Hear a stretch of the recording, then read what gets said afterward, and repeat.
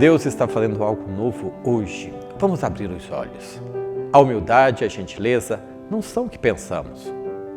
Esse é o tema de nossa reflexão. O tempo passa e chegamos no 4º domingo da Quaresma, depois de ter passado pela reflexão de nascer de novo, não perder nosso primeiro amor e o quanto a palavra de Deus é viva e transformadora.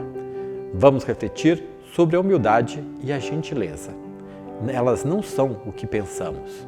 Existem alguns pensamentos de Lacordaire sobre a humildade que vale a pena registrar. Ele dizia que excelência e humildade verdadeiras não são incompatíveis uma com a outra. Ao contrário, elas são irmãs gêmeas. Ser humilde deve ser algo que nos remete a Deus e ao outro. E esse ir precisa ser com excelência, ou seja, a qualidade do encontro e do serviço precisa levar a um sacrifício perfeito do nascer ao pôr do sol.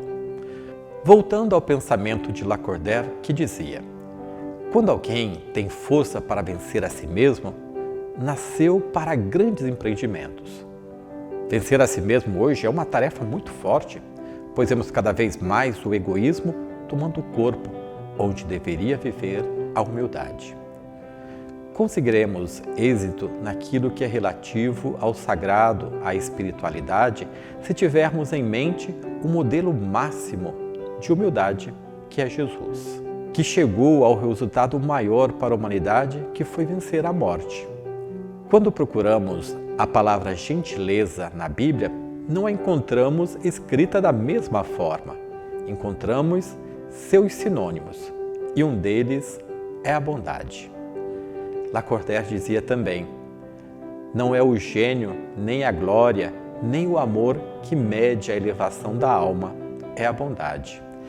Se realmente queremos ter uma alma elevada, precisamos desta conexão em nós, da humildade e da gentileza. Essa bondade que opera no mundo a perfeição das realizações e esse serviço que toma os corações. Ainda passando pelos pensamentos do frade dominicano, ele dizia: o orgulho divide os homens, a humildade une-os. Tudo o que é contrário à humildade e à gentileza é diabólico, pois divide, tira o que é próprio dos participantes da imagem e semelhança de Deus, ou seja, nos deforma e tira a possibilidade de nos conformar com o que é perfeito. Ainda com base na autoridade de Lacordaire, podemos concluir esse primeiro pensamento tomando mais uma de suas frases que diz: por grande e digno que seja o ideal a que se aspira, se aquele que pretende alcançá-lo se vale de meios miseráveis, é sempre um miserável. Ele deixa bem claro para nós que os fins não justificam os meios. Sejamos pessoas humildes e cheias de gentileza e procuremos viver nossa espiritualidade vicentina nos alimentando também dos grandes pensadores e pregadores da Igreja. Ozanam, com certeza, foi alguém muito privilegiado por participar da vida de Lacordaire, pois vemos no seu jeito de ser muito do bem e da novidade vivida por esse grande frade dominicano, que foi padre, jornalista, educador, deputado e acadêmico, sendo considerado como um precursor do catolicismo moderno e restaurador na França, na Ordem dos Pregadores. Um texto bíblico que nos ajuda a refletir essa realidade da humildade e da gentileza, que não são o que nós pensamos que elas são, está em Atos dos Apóstolos 20, de 17 a 24. Paulo, depois de passar por um grande processo de conversão, faz uma entrega radical de sua vida ao serviço do Senhor. E quando está quase no fim de sua missão, ele chama a comunidade e fala o que vemos neste texto, riquíssimo das primeiras comunidades cristãs. Naqueles dias de Mileto, Paulo mandou um recado a Éfeso, convocando os anciãos da igreja. Quando os anciãos chegaram, Paulo disse-lhes: vós bem sabeis de que modo me comportei em relação a vós, durante todo o tempo, desde o primeiro dia em que cheguei à Ásia. Servi ao Senhor com toda a humildade, com lágrimas e no meio das provações que sofri por causa das ciladas dos judeus. Nunca deixei de anunciar aquilo que pudesse ser de proveito para vós, nem de vos ensinar publicamente e também de casa em casa. Insisti com os judeus e gregos para que se convertessem a Deus e acreditassem em Jesus, nosso Senhor. E agora, prisioneiro do Espírito, vou para Jerusalém sem saber aí o que me acontecerá. Sei apenas que, de cidade em cidade, o Espírito Santo me adverte, dizendo que me aguardam cadeias e tribulações. Mas de modo nenhum considero a minha vida preciosa para mim mesmo, contanto que eu leve a bom termo a minha carreira e realize o serviço que recebi do Senhor, ou seja, testemunhar o Evangelho da graça de Deus. O homem prepotente, perseguidor dos cristãos, se faz o mais fiel dos apóstolos de Cristo.